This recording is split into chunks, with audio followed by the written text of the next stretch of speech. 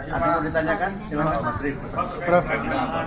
Apa tadi Pak yang terkait dengan apa materi pendidikan coding? Oh iya, betul. Menurut Pak Menteri sendiri bagaimana Pak? Apa yang Oh iya, baik, terima kasih. Ini saya sekalian sampaikan bocoran juga. Tapi kayaknya bocor resmi.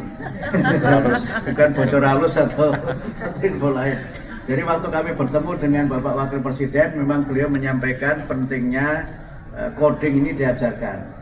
Dan kami sampaikan dalam rencana kami untuk pembaharuan kurikulum yang akan datang, itu akan menambahkan mata pelajaran Artificial Intelligence dan Coding sebagai mata pelajaran pilihan di sekolah-sekolah yang memang sudah mampu melaksanakan.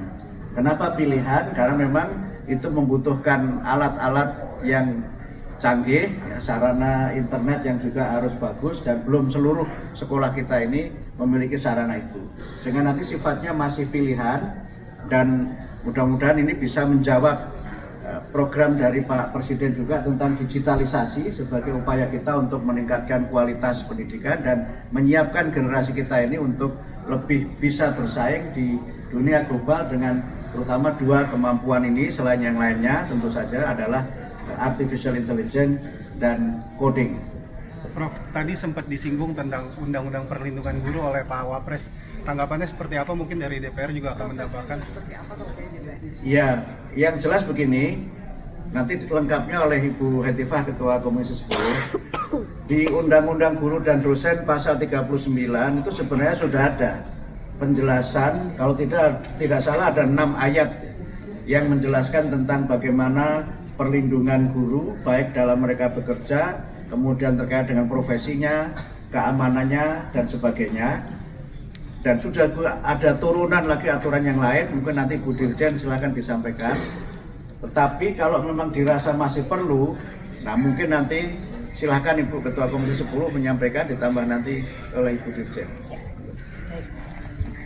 Untuk kami di DPR sendiri tentunya sangat terbuka kepada masukan inisiatif dari pemerintah. Namun untuk saat ini secara resmi yang sudah kami masukkan untuk direvisi adalah Undang-Undang Sistem Pendidikan Nasional, yang mana di dalamnya juga bisa jadi akan mengintegrasikan hal-hal terkait dengan guru dan dosen. Dan secara lebih spesifik lagi, memang di dalam Undang-Undang Guru dan Dosen yang existing ini sudah ada pengaturan-pengaturan yang cukup kuat. Nah, sekarang berarti pelaksanaannya dan aturan-aturan pelaksanaan yang sudah ada ini bagaimana disosialisasikan dan diterapkan ya pada saat ada guru-guru yang menghadapi masalah, itu bisa digunakan sebenarnya sebagai payung hukum untuk melindungi mereka.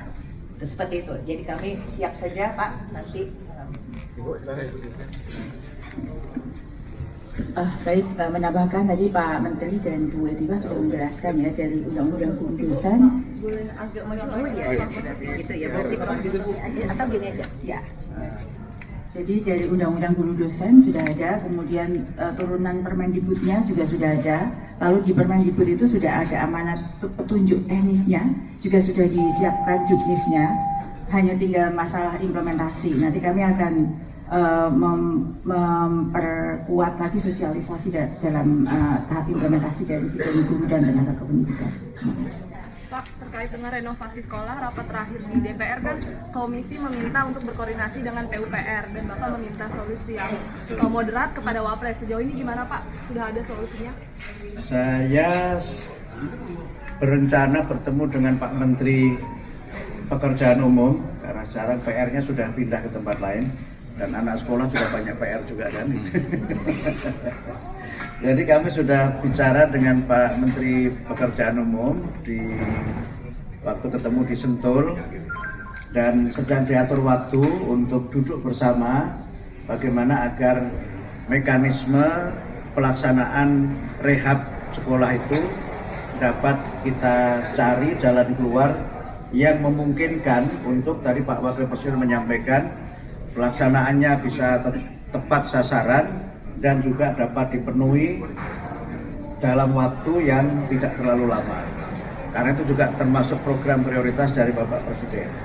Selama ini evaluasi sementara ketika masih dilaksanakan oleh Menteri PUPR itu, salah satu kendalanya adalah pelaksanaannya tidak bisa cepat. karena hanya melalui satu kementerian. Kalau misalnya nanti bisa dicari jalan keluarnya, misalnya waktu kami sampaikan kepada Pak Wakil Presiden waktu bertemu itu bisa double track, maka bisa PU juga melaksanakan, kami juga melaksanakan. Upaya kita untuk bisa memperbaiki sarana dan prasarana pendidikan, khususnya fasilitas fisik yang rusak itu, mudah-mudahan dapat dilaksanakan lebih cepat lagi. Pak, soal banyaknya penolakan terkait UN itu gimana Pak? Bagaimana? Banyaknya penolakan UN sampai ada petisi itu bagaimana Pak? Oh belum, kami masih nanti akan ada lagi acara seperti ini, mengundang para ahli, para pelaku dan juga para pengamat, termasuk juga nanti wartawan juga bisa kita undang untuk ikut memberikan evaluasi tentang UN. Ini memang juga menjadi isu yang cukup mengemuka, dan sekali lagi sebulan ini kami ingin menjadi pendengar yang baik sebelum mengambil keputusan. Termasuk mendengar zonasi juga, Prof? Ya, soal zonasi juga nanti kami akan ambil keputusan juga soal itu. Dan pesannya Pak Presiden kan memang ojo ke susu. Ojo ke susu itu bahasa Indonesia. Jangan tergesa-gesa, jangan terburu-buru. Kita dengarkan semuanya, kita kaji dengan seksama. Mudah-mudahan nanti kita bisa ambil kebijakan yang terbaik, sehingga sekali lagi visi kami pendidikan bermutu untuk semua ini juga menjadi bagian dari layanan yang juga berlangsung dengan baik di lapangan.